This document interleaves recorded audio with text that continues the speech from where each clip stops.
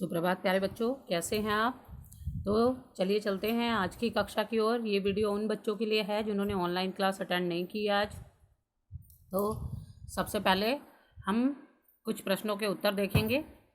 ये आपके पहले पार्ट का रिवीजन है ताकि आप की जो आने वाला एग्ज़ाम है पीरियोडिक 1 उसमें आप और अच्छे अंक प्राप्त कर सकें। तो इसीलिए हम पहले पार्ट से ही पुनरावृत्ति आपकी शुरू करते हैं। तो पहला प्रश्न है, सोनगब सैन गांपो कौन थे। तो पहला प्रश्न है आपका, सोनगब सैन गांपो कौन थे। तो सोनगब सैन गांपो कौन थे? तिब्बत के 32वें राजा थे। सोनगब सैन गांपो तिब्बत के 32वें राजा थे। तो आपको उत्तर अच्छे से समझ आ गया। सोनगब सैन गांपो तिब्बत के 32वें राजा थे।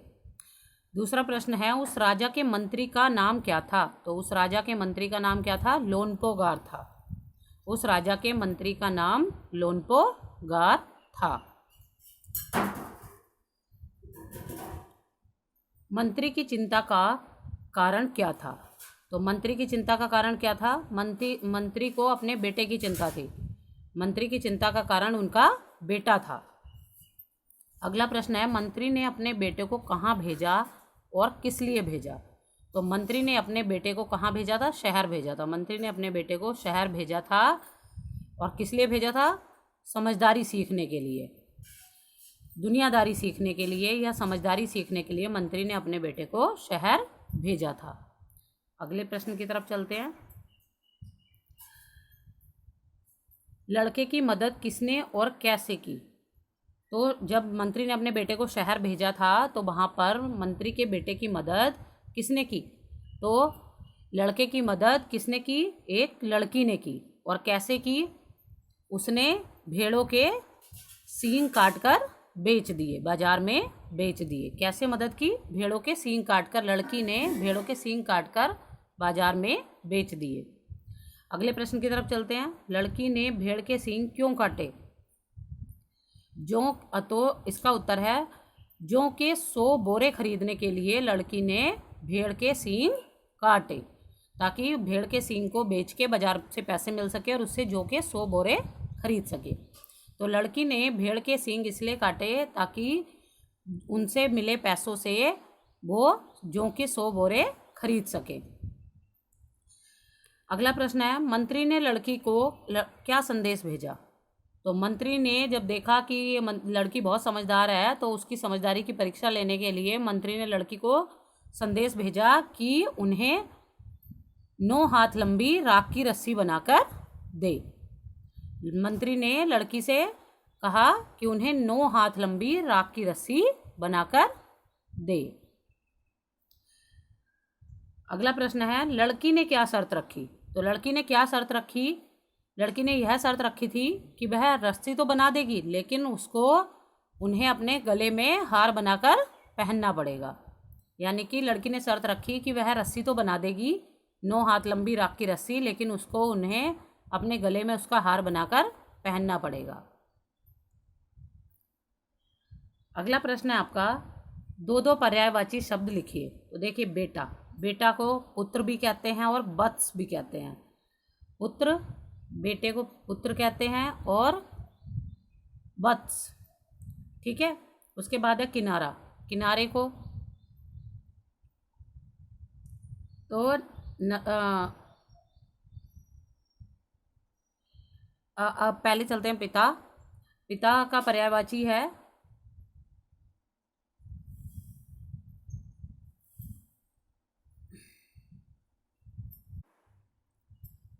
तो चलते हैं, 2 पर्यायवाची शब्द लिखने हैं आपको।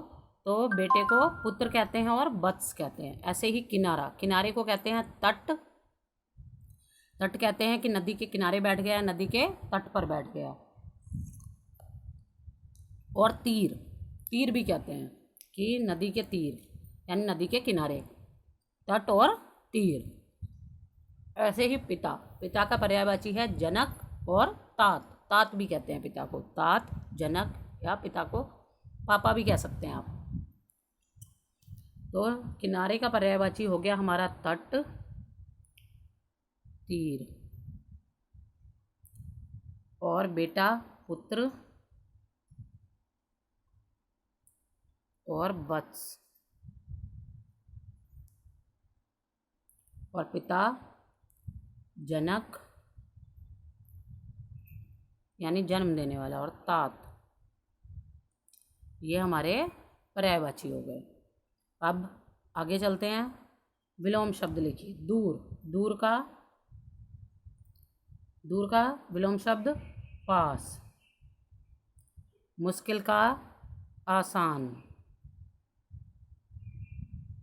और असंभव का संभव। ऐसे ही खरीदना का बेचना, और फिर इधर भोला का समझदार, भोला भला कहते हैं जैसे, तो भोला का चालाक, भोला का लिखेंगे हम चालाक। जो भोला है उसका एकदम उल्टा होता है चालाक। और विजय का हार, विजय यानी जीतना, और हार यानी कि हार जाना। आगे चलते हैं। शब्दों से सार्थक शब्द बनाइए। जैसे अब देखिए, च की त, इसका बनेगा क्या है? पहला शब्द है आपका चकित। दूसरा है संदेश, संदेश। इसी तरीके से अगला है, ये क्या है? शहुमर यानी कि मशहूर, मशहूर। और ये है लड़की, नीचे वाला है लड़की। ऐसे ही अगला है तिब्बत। अगला शब्द है हमारा तिब्बत, तिब्बत। और यहाँ पे है बाजार, ये है बाजार, बाजार। तो समझ आ गया आपको अच्छे से कि ये कौन से शब्द हैं। इनसे सार्थक शब्द बनाकर आपको लिखने हैं, और ऐसा प्रश्न आपके एग्ज़ाम में ज़रूर आएगा। विलोम शब्द भी ज़रूर आएंगे, समानार्थी भी आएंगे, और सार्थक शब्द बनाने के लिए भी आपके 2 क्वेश्चन ज़रूर आएंगे। तो अच्छे से तैयार कीजिए। तो आज का ये आपका आज की कार्यपत्रिका है। इसके उत्तर अभी आपने अच्छे से इसके उत्तर सीखे।